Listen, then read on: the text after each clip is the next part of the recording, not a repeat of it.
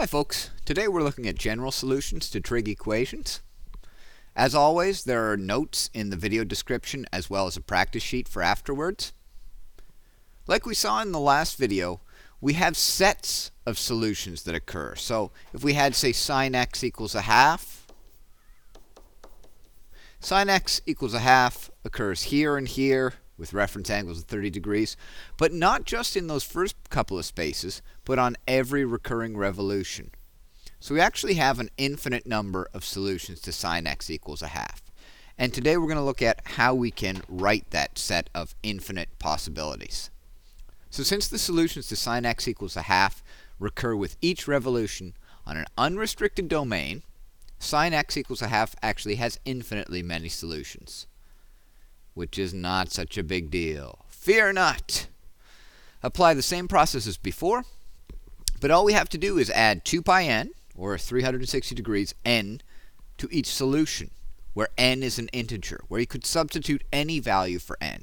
And then what does that do? Well, n really tells you the number of extra revolutions you make, whether it's in the positive direction for positive n values, or negative direction for negative n values. And remember that an integer means positive or negative whole numbers and 0. So you couldn't put 1.3 in for n here. You couldn't do 1.3 revolutions extra. You have to do either 1 revolution or 2 or 3 or so on.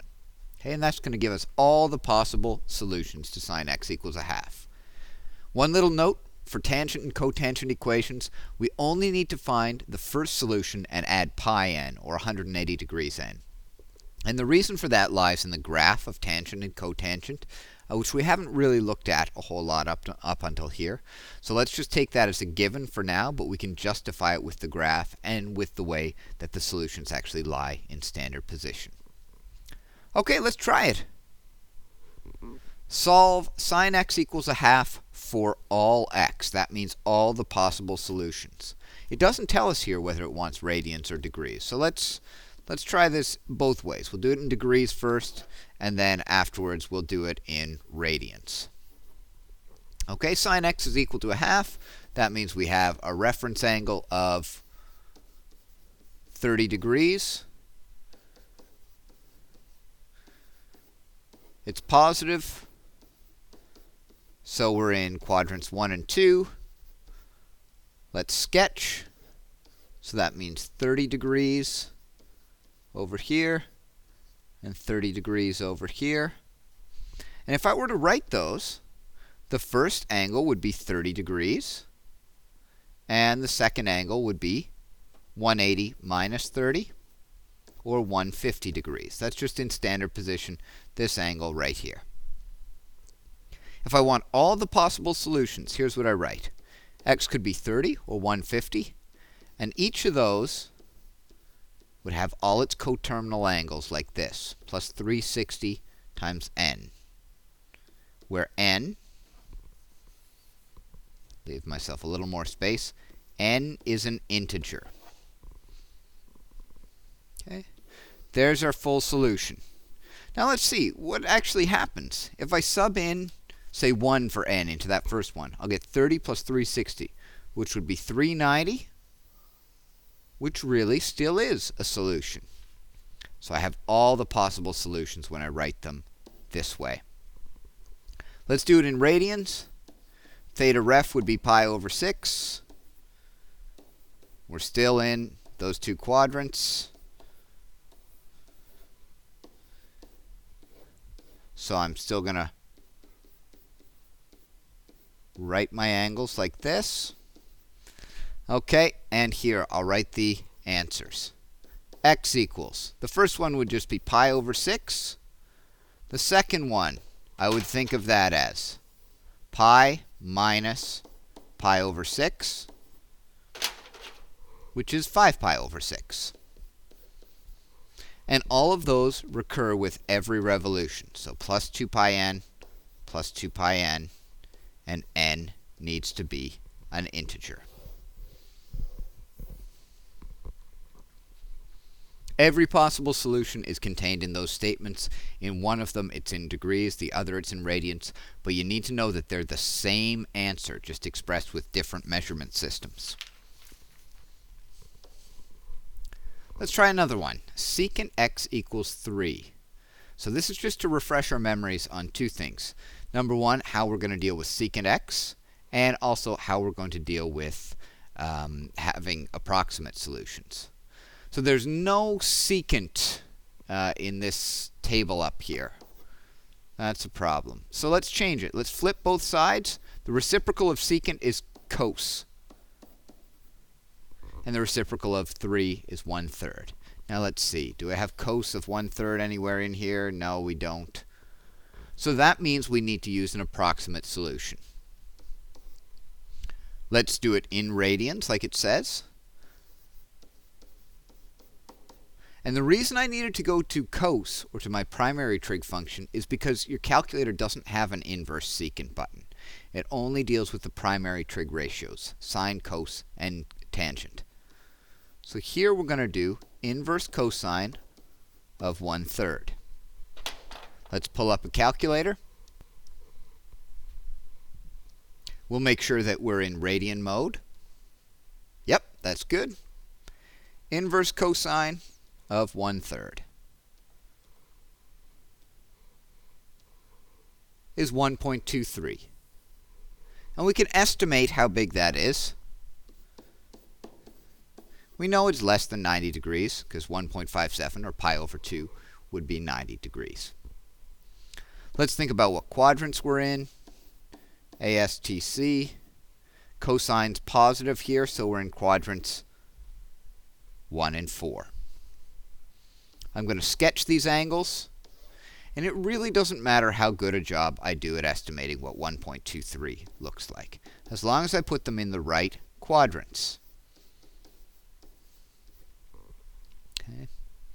And we're approximating to 3 significant figures here. So that first angle is just 1.23, and it's going to recur with every revolution. The other angle, how are we going to think of it? Well, it's 2 pi minus the 1.23. Okay, we can go to the calculator, or we can just estimate. Let's get the calculator to do it for us. 2 pi minus 1.23. 5.05 makes sense. That's what that angle is in radians in standard position. And its solutions recur with every revolution. So plus 2 pi n. Lastly, let's take a look at a tangent equation. So if we went back to the very first page, it says, note, for tangent equations, just find the first solution and add pi n. I'm going to do that, and then I'm going to do it as if I had forgotten that little rule. And either way, things are going to work out for us. Okay, so tan x equals negative 1 over root 3. The reference angle, right here, 30 degrees, or pi over 6. Tangent's negative, ASTC, so it's going to be negative in these quadrants. And what the little rule said was that if we want a general solution, well, we can find our first solution, which I'd think of as pi minus pi over 6. That'll be 5 pi over 6. And that's going to recur every pi units plus pi n, only for tangent or cotangent. Okay? Now, what does that mean?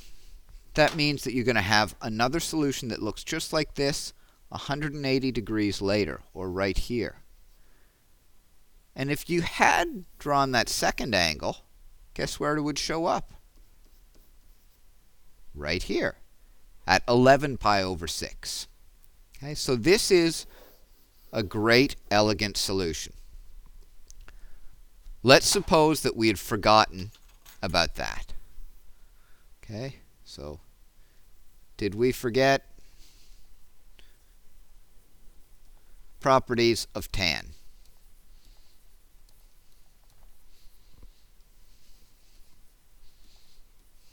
If so, here's how you would have done it. Theta ref would still be pi over 6. Okay. You'd still go ASTC.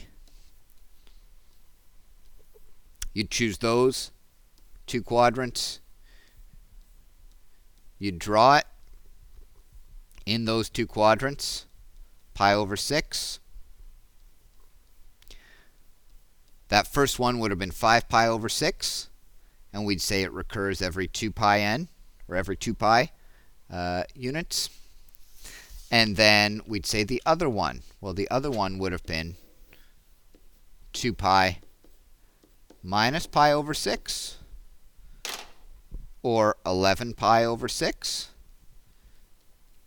And it recurs every revolution. And n is an integer. And we should have said on the other one as well that n is an integer. Now, let's look at those two solutions. They're going to contain the exact same information. It's just presented a little more elegantly on the one on the left, but we still have all the same info in here. It would have 5 pi over 6, and it would have the next solution of 11 pi over 6, and then it would have the next solution of 17 pi over 6, and so on.